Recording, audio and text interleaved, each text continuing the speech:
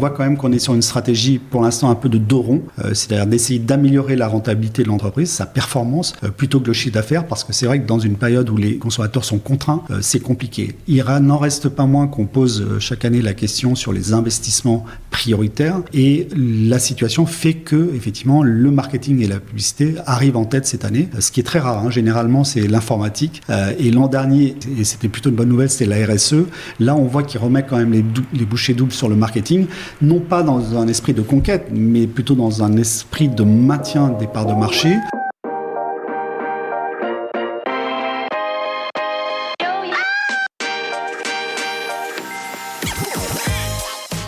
Bonjour et bienvenue parmi les Digital Doers, le podcast qui donne la parole aux décideurs de l'écosystème retail et e-commerce. Depuis 2020, avec mon partenaire, l'événement One-to-One Retail e-commerce qui se tient en mars à Monaco, nous tâchons de vous faire partager les visions et les retours d'expérience des leaders de notre secteur.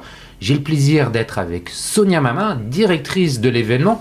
Alors bonjour Sonia, peux-tu nous présenter le One-to-One en quelques mots ? Bonjour Cyril, le One-to-One Retail e-commerce réunit depuis 2011 la communauté des décideurs de l'écosystème à Monaco pendant 3 jours et à huis clos. Le concept est simple, ce sont des rendez-vous business entre prestataires de solutions et les C-level, agrémentés de moments de networking. Effectivement, le one-to-one est réellement un rendez-vous incontournable. C'est également des keynotes et des conférences d'exception. Effectivement, nous avons beaucoup de contenu de grande qualité avec des intervenants triés sur le volet pour aborder des sujets d'actualité, donner de l'inspiration et partager des retours d'expérience. Merci Sonia pour cette rapide présentation. Pour en savoir plus, comment doit-on faire ? C'est ultra simple. Vous allez directement sur le site internet du One-to-One Monaco ou vous suivez notre page LinkedIn pour en savoir plus. Merci Sonia, à très bientôt à Monaco et d'ici là en audio, toujours sans coupure.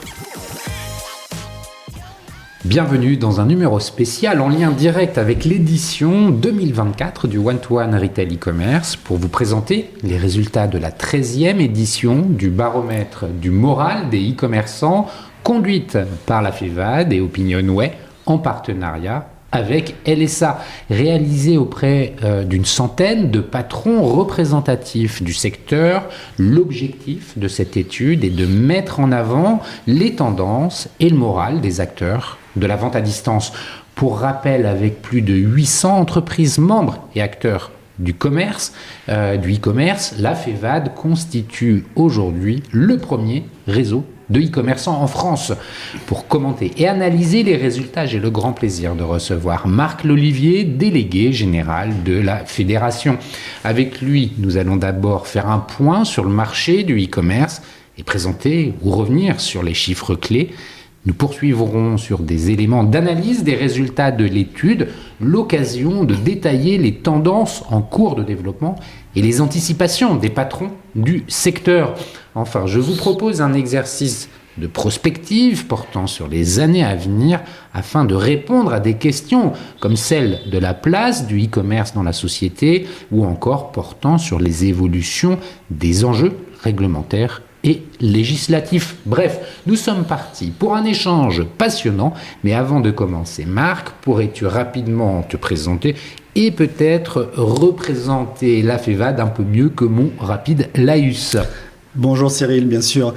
Donc la FEVAD, c'est la Fédération française du e-commerce. C'est une association qui regroupe l'ensemble des acteurs de la vente en ligne, dont la mission principale est d'accompagner le développement du e-commerce en France et finalement la digitalisation du commerce, puisqu'on a vraiment un secteur qui concerne toutes les activités du commerce. Tu l'as rappelé, c'est 850 entreprises aujourd'hui, de toute taille, de tous horizons, tous secteurs, avec qui on travaille au quotidien pour promouvoir un e-commerce performant, innovant, mais aussi, et c'est très important, un e-commerce plus responsable, plus durable au service des Français. Donc c'est une association, c'est un syndicat professionnel, et puis c'est aussi un lieu d'échange, de rencontres et d'informations pour et avec les professionnels de la vente en ligne.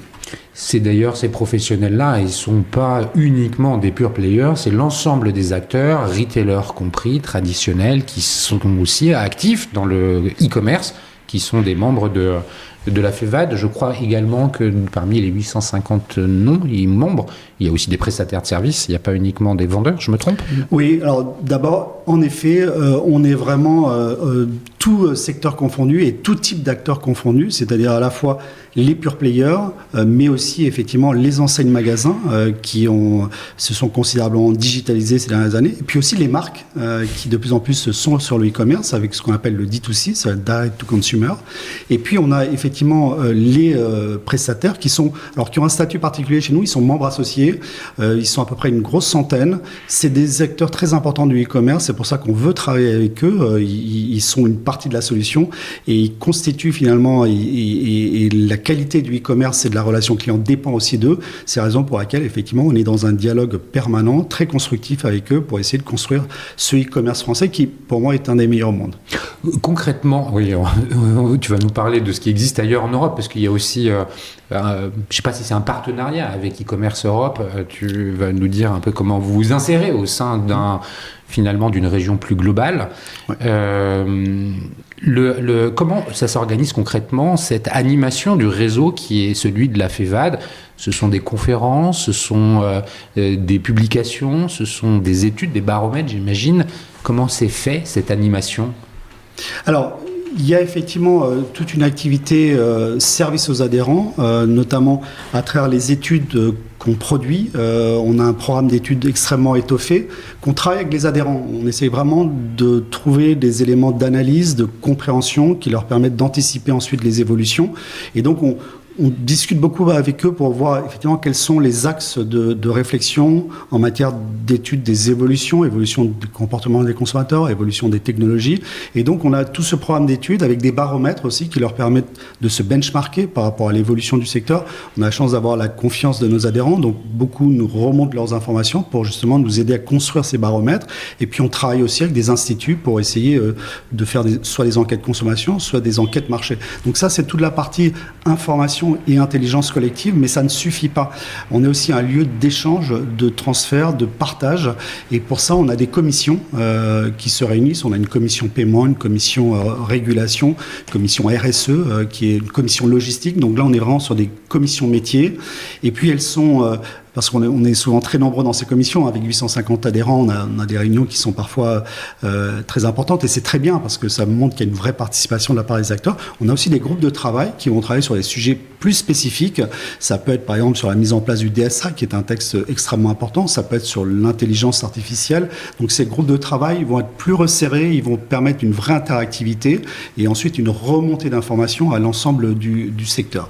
Et puis on a aussi, et c'est un lieu d'échange, de rencontre, des événements qu'on organise où les adhérents peuvent se rencontrer, entre adhérents aussi prestataires, les favoris du e-commerce qui récompensent chaque année les meilleurs sites et les meilleures pratiques, Start Me Up, et puis d'autres événements qu'on organise tout au long de l'année qui sont l'occasion. C'est un secteur qui marche très bien, qui fonctionne très bien en réseau. D'ailleurs, oui. One to One est aussi un prolongement de ça. C'est aussi fondé sur cette appétence par rapport à l'échange, la compétition, qui est très important dans le secteur et que nous, la FEVAD, on essaye d'accompagner. Tu as commencé à en parler. La France se situe comment? Aux avant-postes peut-être par rapport à ce qui se passe ailleurs en Europe? Qu'est-ce que tu peux nous dire de plus par rapport à ça? Alors, le marché européen, c'est un marché très important. C'est 500 millions de consommateurs. Il y a très clairement 3 pays qui se détachent, qui font pratiquement 2/3 du chiffre d'affaires en Europe, c'est le Royaume-Uni, la France et l'Allemagne. La France et l'Allemagne sont pratiquement à égalité en termes de chiffre d'affaires. Le Royaume-Uni est loin devant. Alors, il a toujours été très loin devant. C'est pratiquement le double du chiffre d'affaires de la France, ce qui est intéressant parce que ça veut dire qu'il y a encore des perspectives d'évolution, y compris en France. Mais on voit que ces 3 pays sont vraiment à la pointe du e-commerce. Et la France, et notamment le fait qu'elle soit aujourd'hui au niveau de l'Allemagne, tient notamment à la qualité de son écosystème, à mon avis, notamment de la French Tech, qui est aussi un puissant accélérateur, un puissant moteur de développement pour le e-commerce, parce qu'elle fournit des solutions qui permettent aux e-commerçants d'être particulièrement performants et innovants. Je pense par exemple au Drive, qui est vraiment quelque chose que la France a lancé, qui a fait école ensuite ailleurs. On voit le live shopping aussi. Il y a quand même un certain nombre d'éléments où la France est moteur et montre un petit peu l'exemple, notamment sur la partie innovation technologie. Bon, merci pour cette introduction et les rappels importants de qui est la FEVAD, même si tout le monde connaît la FEVAD. il n'est pas inutile de prendre quelques minutes pour remettre quelques éléments de contexte. Je le disais en introduction, il y a un baromètre qui vient d'être publié, le baromètre du moral des patrons du secteur retail et e-commerce, en partenariat, avec Opinionway et en partenariat avec LSA. Qu'est-ce que tu peux nous dire sur ça? Peut-être rappeler quelques grands chiffres, quelques grandes vérités. Le chiffre d'affaires du e-commerce en France en 2023. Et puis après, peut-être nous parler de ce qui ressort de cette étude. Oui, alors rapidement sur le contexte avant de venir à l'étude. Le e-commerce aujourd'hui, c'est effectivement 160 milliards de chiffre d'affaires, ce qui est considérable, c'est plus que le secteur du bâtiment ou de l'automobile, il faut avoir ça quand même en tête. C'est 2,3 milliards de transactions, ça correspond à peu près à 100 commandes à la seconde qui sont traitées par les sites français. C'est plus d'un achat par semaine, 42 millions de Français qui commandent régulièrement sur Internet. Et puis c'est aussi des centaines de milliers d'emplois. On oublie parfois de le dire, mais il y a beaucoup d'emplois aujourd'hui derrière le e-commerce, que ce soit des emplois directs, mais aussi des emplois indirects, notamment dans la logistique. Et donc, c'est un secteur qui est devenu un secteur majeur pour notre économie. C'est pas juste un secteur qui est en développement. Aujourd'hui, c'est vraiment devenu un secteur majeur pour l'économie. Et nous, évidemment, on essaye de l'accompagner avec les acteurs et les entreprises avec lesquelles on travaille. Et donc, cette étude qu'on présente aujourd'hui est très importante parce que on nous permet de voir un petit peu quelle est la perception, quels sont les enjeux stratégiques pour les commerçants, comment ils voient finalement l'avenir. Et donc, c'est vraiment une étude qui permet de prendre le pouls du marché. En début d'année, en fait, on fait 2 études. On fait une étude consommateur pour comprendre quelles sont les attentes des consommateurs, et on fait cette étude à laquelle on est très attaché, qui est très particulière parce qu'elle interroge vraiment les dirigeants. Et donc, on se met dans la tête des dirigeants pour essayer de voir finalement qu'est-ce qui va être le plus important pour eux en 2024 et comment ils voient, ils analysent l'année 2024. Et évidemment, on utilise ensuite ces éléments dans la stratégie de la FEVAD par rapport à nos projets, par rapport à nos différents types d'études et à travers nos actions. Alors, cette année, l'étude, donc c'est la 13e édition, elle a aussi une particularité, c'est qu'on l'a conduite en partenariat avec un certain nombre d'autres associations européennes. Donc on a interrogé à la fois une centaine de dirigeants français et puis une centaine de dirigeants européens, ce qui nous a permis aussi de faire un comparatif sur le moral très intéressant des Français de et des Européens. Voir si on est bien franco-français chez voilà. J'en profite d'ailleurs pour rappeler qu'on est membre bien sûr de e-commerce Europe, qui est notre association européenne à laquelle participent une vingtaine d'associations au niveau européen et à laquelle on est très attaché parce que l'Europe est un enjeu, on y reviendra, un enjeu majeur pour le secteur du e-commerce. Alors, cette étude, elle permet d'abord de voir un petit peu ce qu'on appelle le climat des affaires, c'est-à-dire comment se sentent les patrons, quelles sont leurs perspectives d'avenir. Et là, eh bien, ce qu'on voit en fait, c'est qu'on est vraiment un secteur qui est ancré dans la réalité du monde, c'est-à-dire dans la réalité du quotidien, dans la réalité de notre économie, avec une économie aujourd'hui qui souffre notamment de l'inflation et de l'impact sur la consommation. Et en tant que secteur de consommation, bien sûr, on voit que ça a quand même un impact. Alors, ce qui est intéressant dans l'étude, c'est que oui, le moral est plutôt en baisse par rapport à l'an dernier. On reste quand même sur 3 tiers, c'est-à-dire il y en a un tiers qui est moins optimiste que l'an dernier, un tiers qui est identique et un tiers qui est plus optimiste. Donc on a quand même un tiers qui sont plus optimistes que l'an dernier. Mais il y a un peu plus de moins optimistes. Alors il y a un peu plus de moins optimistes, absolument. Et symboliquement, les moins optimistes sont un point au-dessus des plus optimistes. C'est la première fois que ça arrive. Bon, il ne faut pas en tirer de conclusion, mais ça montre finalement ce que ça reflète, c'est une incertitude par rapport à l'évolution. Et ça, c'est vraiment ce qu'il faut retenir, c'est qu'il y a quand même une forme d'incertitude. Alors, si on les compare aux Européens, les Européens sont un peu plus optimistes. Le nombre de plus optimistes est plus important. Et du coup, on avait hâte de voir ce que ça traduisait en termes de perception et d'anticipation de l'évolution. Et là, c'est très intéressant parce qu'on voit que chez les dirigeants français, le côté moins optimiste, il concerne surtout le secteur. Parce qu'effectivement, on leur demande s'ils pensent que le secteur sera en hausse ou en baisse. C'est à peu près tout secteur confondu. L'essence, ça se voit. C'est assez cohérent. C'est assez homogène. Même si, effectivement, certains secteurs comme le travel, qui se porte mieux, évidemment, se ressentent également dans le baromètre. Mais ce qui est intéressant, c'est le le décalage qu'on a entre la perception par rapport au secteur, c'est-à-dire les gens effectivement voient un secteur aujourd'hui qui souffre et qui est frappé aussi par l'inflation, et le recul de la consommation, en fait. Une inquiétude. Et en revanche, lorsqu'on les interroge sur leur entreprise, les perspectives de croissance et de rentabilité de leur entreprise, là, on a été surpris parce que l'optimisme est plutôt là. Et il y a une perception plutôt positive pour leur entreprise. Voilà. Alors, ils sont très français. Alors, ils sont, voilà, c'est on un n'est petit pas peu... content pour la nation, mais finalement, Voilà. dans notre vie de tous les jours, ça c'est rassurant parce que ça veut dire qu'il y a quand même, d'abord une lucidité, c'est-à-dire la reconnaissance d'un contexte compliqué, mais quand même une confiance dans leur capacité finalement à trouver des solutions et à permettre à leur entreprise de continuer son développement. Et donc, effectivement, c'est très français. D'ailleurs, les Européens, c'est un petit peu l'inverse. Ils sont un peu moins pessimistes sur l'ensemble, mais ils sont un peu moins confiants dans leur entreprise. Donc, c'est plutôt un bon point pour la France. D'accord. Est-ce que tu tires aussi des conclusions sectorielles? Est-ce que tu vois des différences entre les produits et les services? Comme tu le disais à l'occasion de la publication des résultats 2023 des chiffres du e-commerce, 160 milliards. La croissance a été drivée par les services. Est-ce que dans le baromètre, les choses se ressentent un peu de la même façon?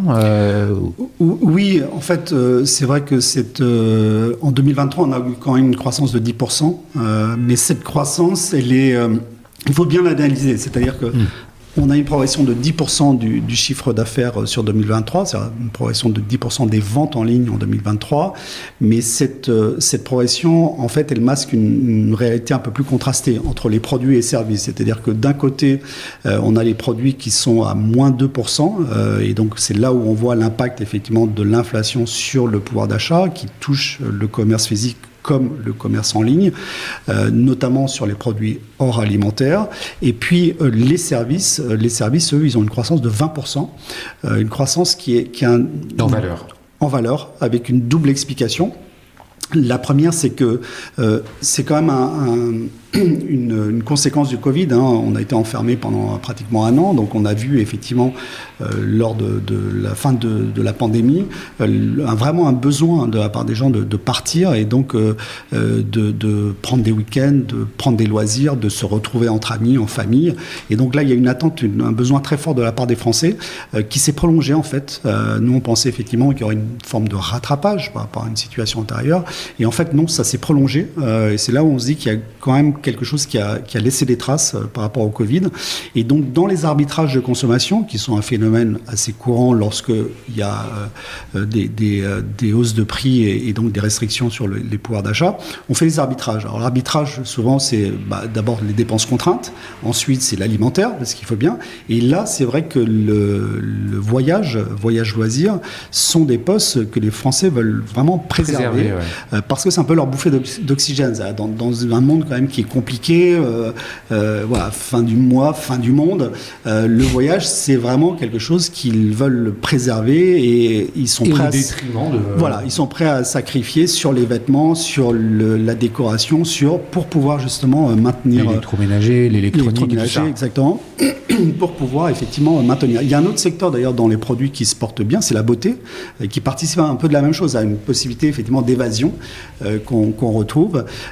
Et donc voilà, donc ça explique que les services qui avaient considérablement augmenté avec la fin de la pandémie continuent à être sur un trend très positif. Et puis la deuxième explication, c'est aussi l'inflation qui est beaucoup plus forte sur ces secteurs, puisque sur le non alimentaire, on est sur une inflation de l'ordre de 5-6% sur 2 ans, là où sur le voyage, on est à plus de 20% d'inflation. Donc ces deux phénomènes, à la fois ce besoin d'évasion à tout prix, j'ai envie de dire, et cette augmentation des prix, fait que effectivement ça a pris sur le reste des dépenses, le reste du pouvoir d'achat, et au détriment effectivement d'autres produits. Alors les Français s'adaptent et ils trouvent des solutions, notamment la seconde main, on pourra en parler, qui est un phénomène extrêmement important. Ça ressort dans l'étude, ça Très clairement, ouais. C'est très clairement lorsqu'on leur demande Qu'est-ce qu'ils voient pour l'avenir? C'est encore le développement de la seconde main, très fort en France. En France, on estime aujourd'hui que c'est 7 milliards d'euros. C'est 11% des ventes, nous dit Fox Intelligence, 11% des ventes en seconde main. C'est un Français sur deux qui achète un produit de seconde main au cours de l'année. En ça, on est différent des autres Européens. C'est très fort en France. D'abord parce qu'on a un savoir-faire. Il y a Back Market qu'on a récompensé dans le cadre des favoris. La seconde main, c'est à la fois le reconditionné et l'occasion. On a le Bon Coin. On a quand même pratiquement 2 sites de C2C dans le top 5 du e-commerce, Vinted et le Bon Coin. On a des très belles réussites comme Vestiaire Collective, V-Dressing, Label Emmaüs aussi, qui sont dans la seconde main, qui proposent une offre qui tire ensuite le marché. Et puis, c'est un phénomène aujourd'hui qui est alimenté à la fois, on pourra en reparler, il y a vraiment une prise de conscience au niveau des consommateurs sur les enjeux environnementaux qui est importante, qu'on retrouve dans la consommation en ligne, bien sûr. D'ailleurs, la consommation en ligne est assez intéressante de ce point de vue-là parce qu'elle permet d'avoir accès à un certain nombre de produits auxquels on n'a pas toujours accès dans la vraie vie. Et puis, il y a aussi la question du pouvoir d'achat qui a été un accélérateur. Donc, on combine les deux. C'est à la fois, effectivement, la conscience environnementale, mais aussi, effectivement, la question du pouvoir d'achat qui permet à des personnes, en fait, d'acheter des produits, y compris peut-être des produits plus premium, grâce à ce marché de la seconde main. Et puis, il y a une évolution sociologique par rapport à la seconde main. C'est-à-dire qu'avant, les gens ne disaient pas trop qu'ils achetaient de la seconde main. Aujourd'hui, ils l'affichent, ils le revendiquent, ils l'assument totalement. Et acheter un produit de seconde main, c'est plutôt assez c'est cool. C'est assez cool, voilà. Je ne sais pas comment on peut le dire, mais effectivement, on constate que c'est pas cantonné à une CSP moins, mais c'est devient populaire au sens noble du terme, c'est-à-dire que ça concerne tout le monde. Ouais. Avec quand même chez les jeunes, là je parlais de 1 Français sur 2 qui a acheté au moins un produit de seconde main au cours de l'année. On est à 2 sur 3 chez la génération Z. Donc on voit que c'est un mouvement aussi qui est de fond. Et chez la génération Z, on voit que c'est quelque chose qui est complètement naturel. D'ailleurs, le e-commerce c'est quelque chose de naturel. Là où pour les autres, les autres ont connu le monde avant le e-commerce. La génération Z n'a pas connu le monde avant le e-commerce, donc elle n'a pas les repères. Et évidemment, elle est sur ce type de mouvement, elle est un petit peu à la pointe. Et ne jamais oublier également que lorsqu'on parle de seconde main, on parle souvent d'achat de produits de seconde main, et aussi la revente. Et ça change aussi le rapport avec vos clients, qui sont à la fois des consommateurs, mais qui sont aussi souvent des revendeurs. Parce qu'on a pratiquement la moitié des Français qui ont déjà revendu un produit sur une plateforme de seconde main. À ce sujet, on peut voir différentes expériences qui sont menées par des marques en propre, je pense particulièrement à Petit Bateau, mais je sais que ça existe dans Kiabi, qui réintègre finalement le processus de rachat ou de revente de la seconde main pour éviter que finalement la valeur ne parte sur les plateformes C2C. Est-ce que c'est quelque chose qui ressort, ce genre de stratégie de la part des patrons ? Oui, alors la seconde main, ça touche vraiment tout le monde. C'est-à-dire qu'on est parti d'une offre qui était plutôt spécialisée, avec des sites qui étaient spécialisés dans le C2C. Et puis, en fait, du fait que ça répond aujourd'hui à une attente des consommateurs, on a vu ensuite les distributeurs classiques proposer aussi cette offre en complément de l'offre du neuf pour justement répondre à l'attente de leurs clients par rapport à ce marché de la seconde main. Puis les marques sont arrivées après en voyant effectivement leurs produits revendus à la fois sur les plateformes, différentes plateformes, et elles se sont dit effectivement c'est quelque chose qu'on maîtrisait mieux si on le proposait nous-mêmes. Et elles ont un avantage par ailleurs, c'est qu'un des principaux freins à l'achat de seconde main, c'est la confiance. C'est-à-dire qu'on interroge les gens qui n'achètent pas de la seconde main, le premier élément, c'est pas tellement le produit a déjà été porté. Ils ont besoin d'être rassurés. Ils ont besoin, j'ai peur de me faire arnaquer, j'ai peur que ce soit de la contrefaçon, j'ai peur que le produit... Et ça, la marque, elle apporte beaucoup par rapport à ça. Elle apporte cette confiance de la marque, et puis aussi, elle est plus à même de pouvoir expertiser le produit et garantir sa fonctionnalité. Donc les marques ont une vraie carte à jouer et aujourd'hui, effectivement, on voit y compris des marques de luxe qui se lancent dans la seconde main, avec à la fois la volonté, effectivement, de contrôler ce deuxième marché et puis la volonté aussi d'apporter un service de qualité, y compris sur l'occasion, parce que finalement, l'expérience de la marque, elle se fait aujourd'hui sur du neuf, mais aussi sur de l'occasion. Et le rapport à la marque, il est global. Donc, c'est la marque en général. C'est la raison pour laquelle aujourd'hui, on voit beaucoup de marques, effectivement, qui sont plutôt bien positionnées sur la seconde main parce qu'elles inspirent cette confiance-là et parce qu'aussi, il y a derrière le sujet de la seconde main la question du modèle économique qui n'est pas toujours facile à trouver pour un distributeur de neuf. Pour un spécialisé, oui, parce qu'il fait tout son investissement là-dedans. Sur du neuf, pas toujours évident et il doit s'associer dans ce cas-là avec des partenaires. Le choix des partenaires est évident. Sur la marque, évidemment, elle connaît parfaitement son produit et donc elle peut tout à fait le gérer en seconde main et même en tirer des enseignements pour la conception. Donc là, c'est intéressant parce que la seconde main fait évoluer aussi l'éco-conception. Ouais. Parce qu'aujourd'hui, le fabricant, il sait qu'il va vendre un produit qui va devoir durer, qui va peut-être passer de main en main. Et ça fait partie des choses qu'on anticipe aujourd'hui quand on achète un produit. Et puis, on en parlera. Il y a derrière la seconde main toute cette économie de la fonctionnalité. Et si on prolonge un petit peu la seconde main, c'est la location.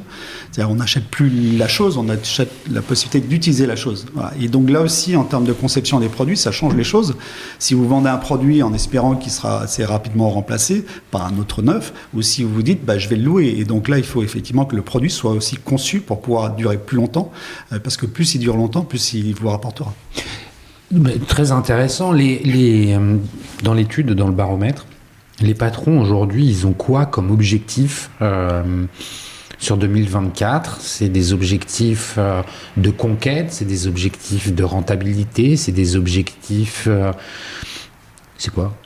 Alors, technologique. La situation actuelle fait que c'est vrai qu'on a cette inflation qui est une source de préoccupation majeure, qui le reste aujourd'hui. 75% des répondants disent qu'ils sont inquiets, effectivement, ou préoccupés plutôt par l'inflation. Alors, cette inflation, c'est pas nouveau. On avait déjà la question l'an dernier et on leur a demandé comment ils faisaient justement, quelles étaient les parades finalement qu'ils avaient trouvées par rapport à ça. Alors l'an dernier, c'est vrai qu'on avait beaucoup l'augmentation du prix et la baisse des marges. Les deux ont fonctionné, augmentation des prix et baisse des marges, pour absorber justement cette augmentation des coûts.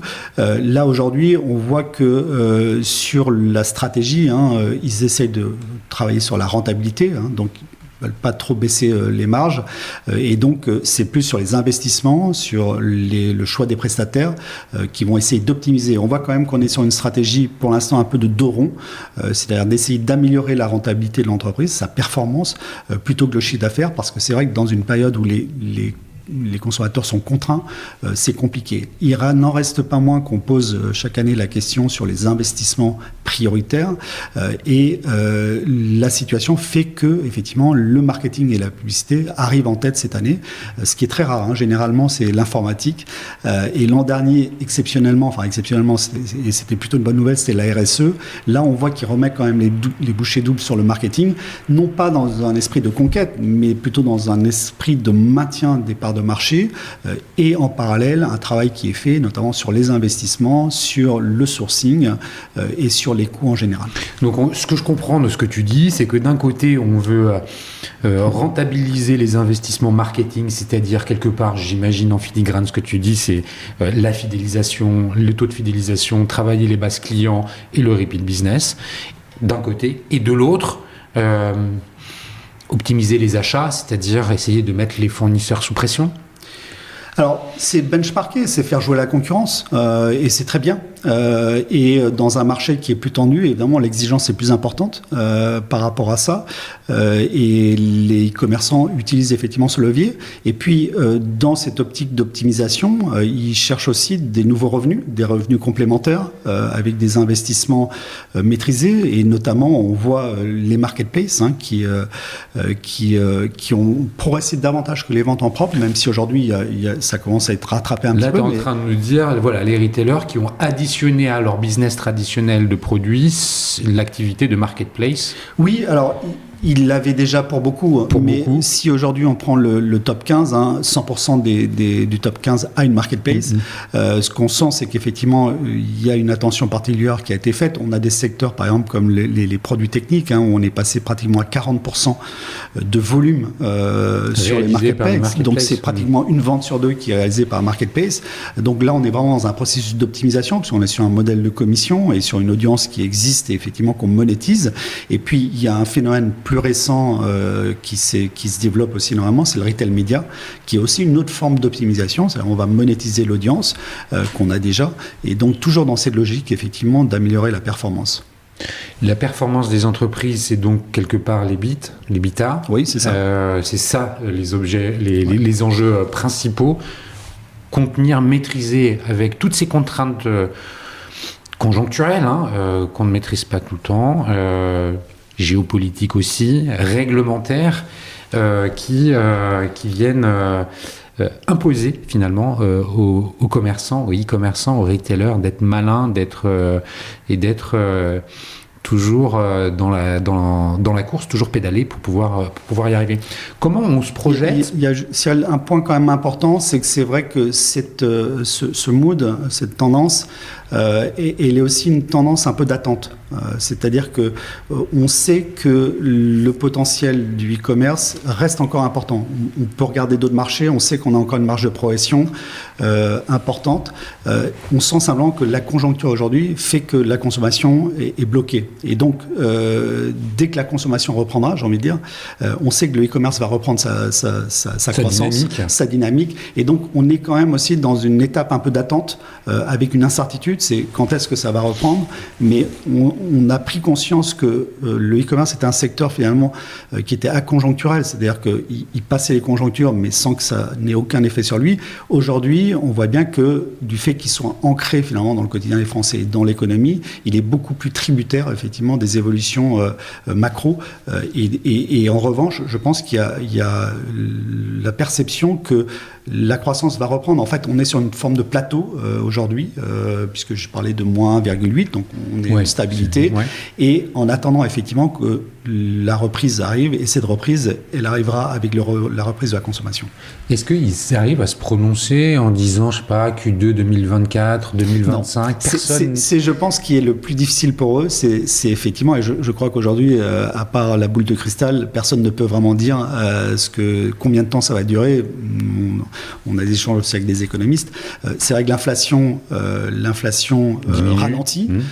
En même temps, elle ralentit aussi parce qu'il y a des mesures qui ont été prises, notamment sur les taux directeurs, qui avait pour objet de ralentir l'économie. Donc, ce qu'il ne faudrait pas, effectivement, c'est que cette il est question maintenant de les rebaisser. Voilà, mais il ne faudrait pas que ce frein sur l'économie, qui a été voulu justement pour réduire l'inflation, ait un impact sur l'emploi. Donc ça, c'est vraiment quelque chose qu'il faudra suivre aussi avec beaucoup d'attention.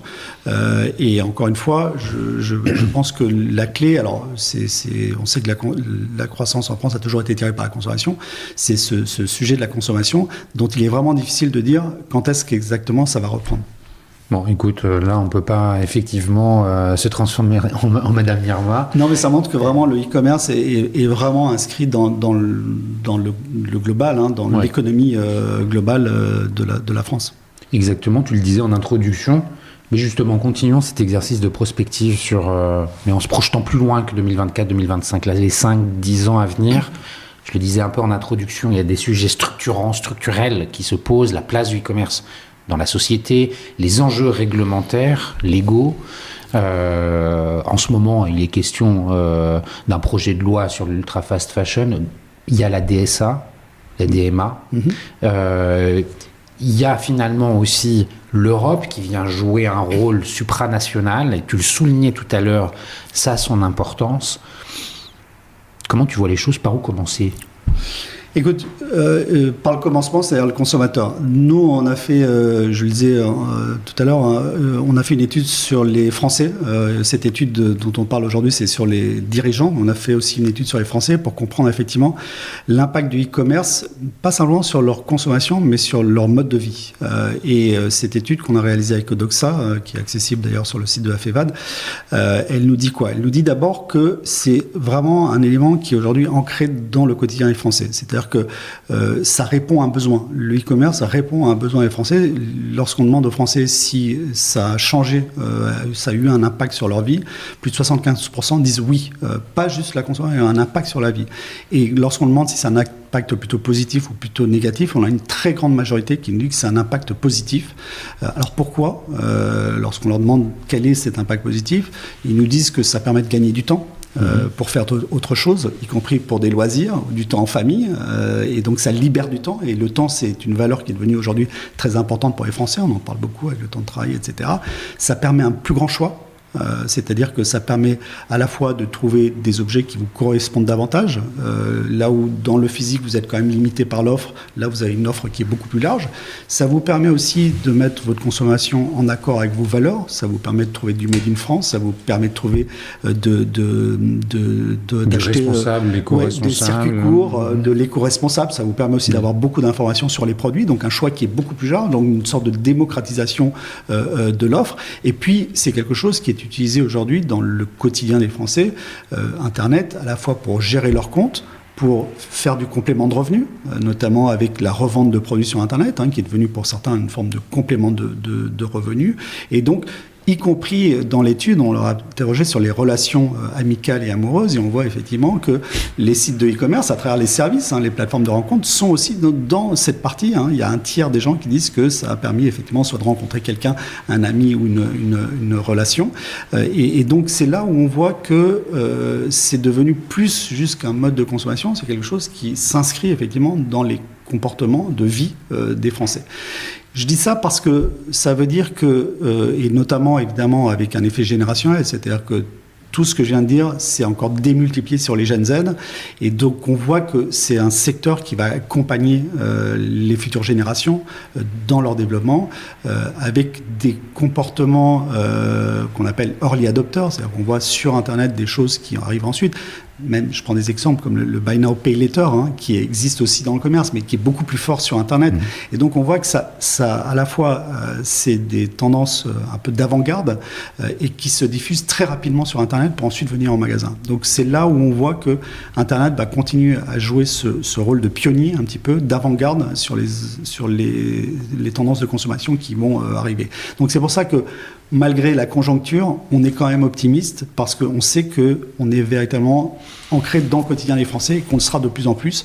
Et donc, nous, on va accompagner ce mouvement-là. Alors, le développement, il va dépendre non pas des Français, parce que les Français sont aujourd'hui acquis au e-commerce, mais effectivement de l'environnement dans lequel vont évoluer les entreprises. Et donc cet environnement, il comprend notamment l'environnement réglementaire que tu indiquais. Et là, c'est là où la FEVAD aussi a un rôle important auprès des pouvoirs publics. C'est dur de pas le joindre au sujet tech. L'environnement réglementaire, quand on pense à l'IA, il y a de plus en plus de personnes qui se demandent comment on va pouvoir réglementer aussi ce genre de choses. Alors, je vais revenir sur l'IA parce que lorsqu'on parle d'avenir et de e-commerce, on ne peut pas ne pas parler d'IA. L'IA va être structurant dans l'avenir du e-commerce et porteur, je crois, d'avenir et de promesses là-dessus. Pour revenir sur l'aspect réglementaire, il y a un point qui est essentiel, en plus c'est un point d'actualité puisqu'on va avoir bientôt les élections européennes, c'est l'Europe. L'Europe parce que, en fait, le e-commerce est beaucoup une question de volume.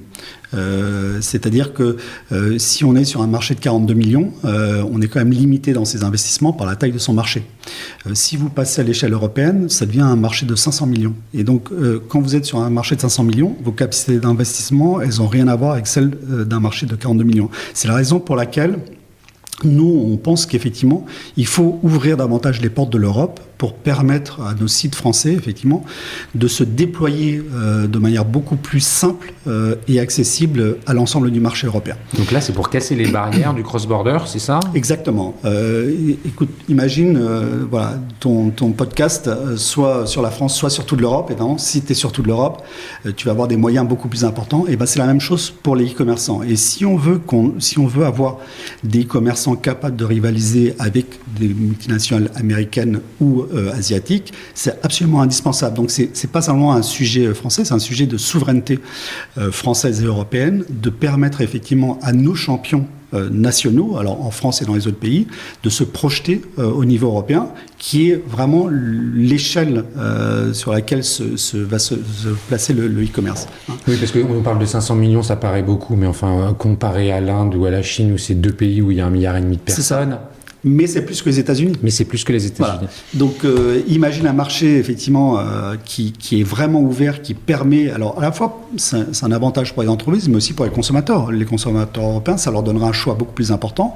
Et en e-commerce, plus vous avez de volume, plus vous pouvez jouer sur les prix et être compétitif. Donc, c'est à la fois un enjeu pour les entreprises et c'est aussi un enjeu pour les consommateurs.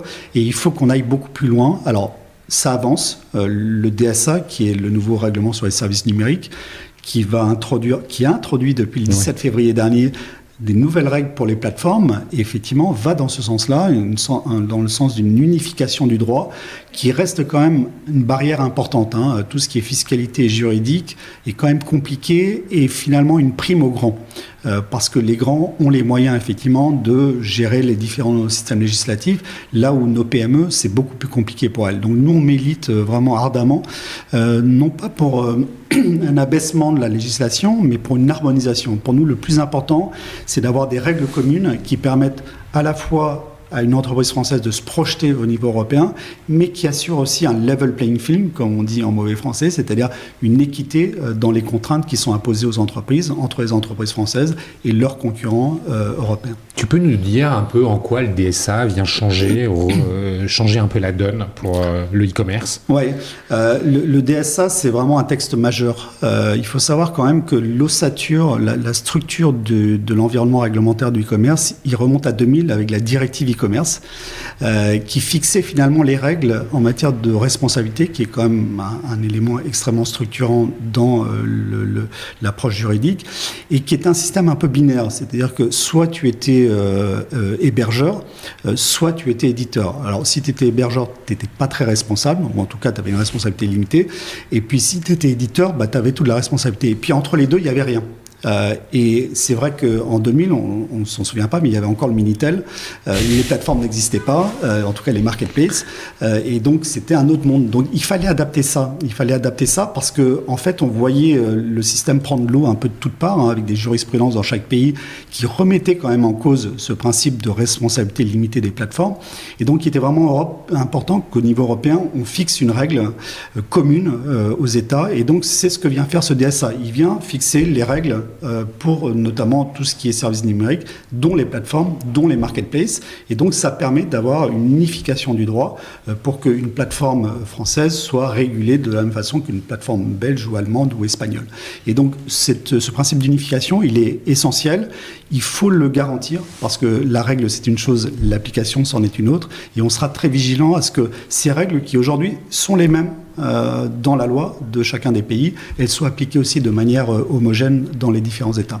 Pour ce faire, vous, à la FEVAD, vous utilisez votre membership auprès de e-commerce Europe pour faire valoir finalement les positions qui sont les vôtres, ou vous y allez avec votre bâton de pèlerin ? Alors, e-commerce Europe, effectivement, nous représente à Bruxelles. Alors, moi, j'ai la chance d'être vice-président d'e-commerce Europe en charge des affaires institutionnelles. Donc, j'anime les travaux d'e-commerce Europe sur tout ce qui concerne la réglementation européenne. Mais c'est vraiment un travail européen. Avec tous nos collègues européens, on se réunit et effectivement, on essaye on dégage des positions communes, on est beaucoup plus fort. Alors ça ne nous empêche pas évidemment d'avoir des contacts directs avec les autorités européennes en tant que fédération française du e-commerce, mais on aime bien jouer collectif et donc on essaye de convaincre nos collègues européens sur le bien fondé de nos positions pour essayer de les porter non plus au nom de FEVAD, mais également au nom de e-commerce Europe. Il y a une forme de consensus globalement qui se détache, ou alors il y a vraiment des luttes d'influence pour aller dans un sens ou dans un autre, comme on peut le voir au niveau des organisations européennes traditionnelles? Alors, il peut y avoir des divergences de vues. C'est arrivé d'ailleurs sur le DSA, qui tiennent parfois à la structure des marchés. C'est vrai qu'en France, par exemple, on a la chance d'avoir une très grande compétition en matière de très grande concurrence en matière de marketplace. On a beaucoup d'acteurs locaux, ce qui n'est pas le cas dans tous les pays européens. On a des pays européens, effectivement, qui sont très largement dominés, soit par Amazon, eBay ou des grandes multinationales, pour lesquels l'enjeu de la marketplace locale, en fait, n'existe pas vraiment. Là où pour nous, effectivement, en France, on a la chance d'avoir évidemment Amazon le leader, mais on a aussi Cdiscount, on a Fnac, on a Redoute, on a Mano Mano, on a Back Market. VP et compagnie. Exactement. Alors, et donc ça peut effectivement faire évoluer la perception, parce que nous, on dit, oui, il faut une régulation, mais attention quand même à ce que cette régulation, finalement, n'entraîne pas une concentration. C'est-à-dire que si on met des contraintes trop importantes, le risque, effectivement, c'est que seuls ceux qui ont les moyens d'absorber ces contraintes, en tout cas dans l'immédiat, puissent résister et finalement créer une forme de concentration. Il faut avoir à l'esprit un point important lorsqu'on parle de plateforme, c'est que le e-commerce est pratiquement le seul secteur plateformisé qui reste quand même ouvert à la concurrence. Si vous prenez les VTC, si vous prenez le travel, si vous prenez le streaming, en fait, on a l'adage... Des concentrations. Winner takes all, qui n'existe pas dans le e-commerce. E-commerce, vous avez encore une vraie concurrence des plateformes, avec des plateformes généralistes, des plateformes spécialisées. Et ça, c'est précieux. Il faut vraiment le garder parce que c'est important pour la dynamique du marché. C'est important aussi pour les consommateurs. Donc nous, on essaye en permanence de trouver effectivement le bon niveau de régulation pour à la fois assurer la protection du consommateur qui est indispensable à la confiance, mais en même temps assurer un niveau de concurrence suffisant parce que si on met des contraintes vraiment trop importantes, on sait qu'effectivement, on favorise de cette façon les gros. Il y a un rôle européen, tu viens de très justement le décrire, dans son fonctionnement et dans les objectifs à atteindre. Est-ce que la FEVAD joue aussi un rôle national pour influencer sur les aspects réglementaires et légaux au niveau de la France ? Alors complètement. Alors nous, on a toujours, on s'est inscrit dans un cadre plus global, qui est celui du commerce et de l'économie. Et donc on est membre du MEDEF, on participe activement aux travaux du MEDEF, tout type de travaux. On fait partie aussi du Conseil du commerce de France, qui est une organisation qui réunit plus d'une cinquantaine de fédérations. Alors c'est la grande distribution, les boulangers, la chaussure, l'habillement. Et c'est important. C'est important parce que, encore une fois, le e-commerce est dans le commerce et fait partie du commerce. Et nous, on revendique à la fois cet ADN numérique, parce qu'il y a le i, mais également la partie commerce qui est très importante. Et pour ça, il faut qu'on discute avec les autres canaux, qu'on travaille ensemble avec les autres canaux, d'autant plus qu'aujourd'hui, à la FEVAD, si vous voulez, plus de la moitié de nos membres sont des enseignes magasins.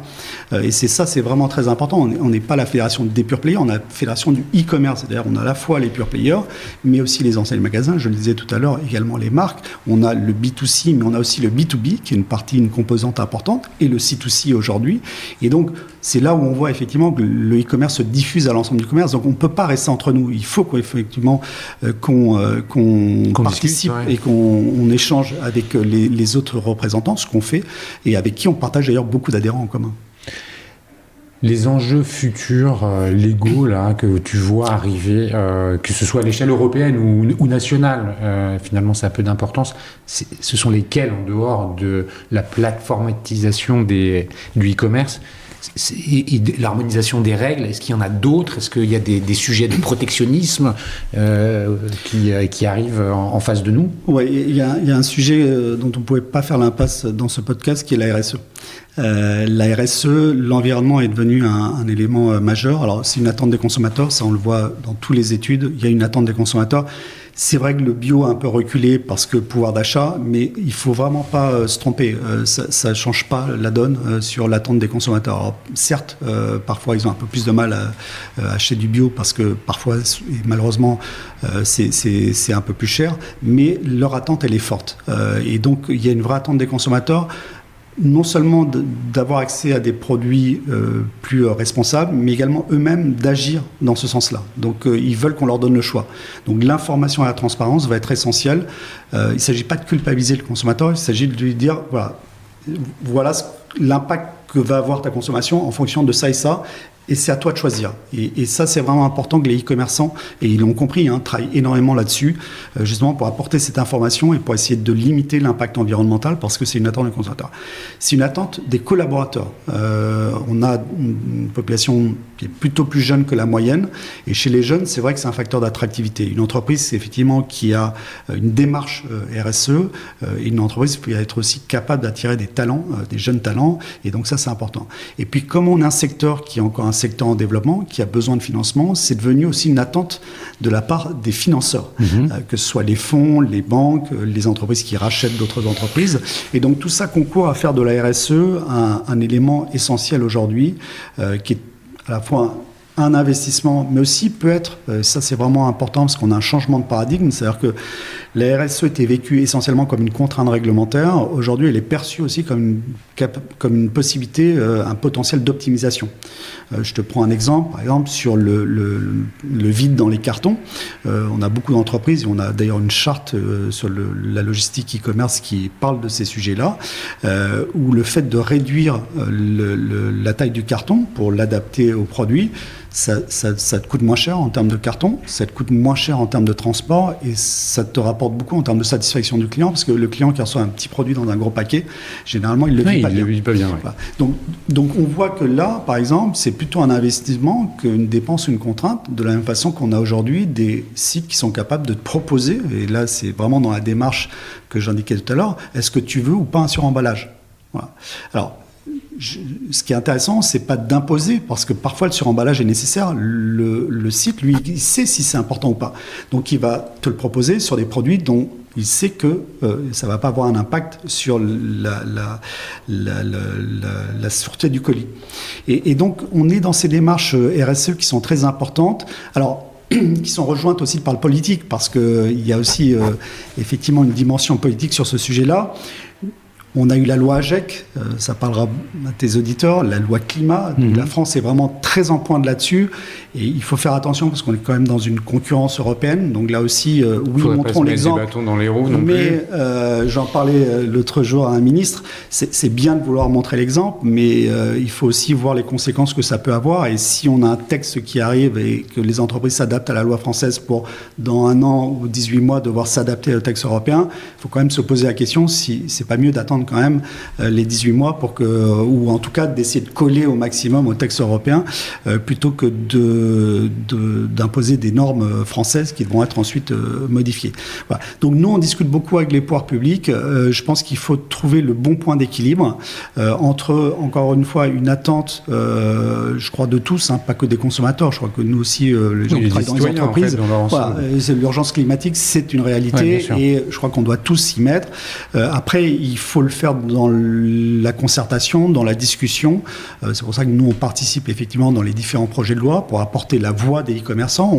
La FEVA ne prend pas la parole comme ça. Elle réunit les adhérents, on échange ensemble. Parfois, d'ailleurs, ils ne sont pas d'accord. On essaye de trouver un point de consensus pour ensuite, effectivement, apporter notre contribution. En fait, ce qu'on veut, c'est contribuer au débat en apportant des éléments d'éclairage au législateur qui doit rester souverain dans ses choix. Mais c'est important qu'on l'éclaire. Et ça, c'est vrai que les entreprises nous permettent justement de relayer leur point de vue. Tu le mentionnais tout à l'heure, un point hyper important qui va être structurant dans les années à venir pour le e-commerce, c'est l'IA.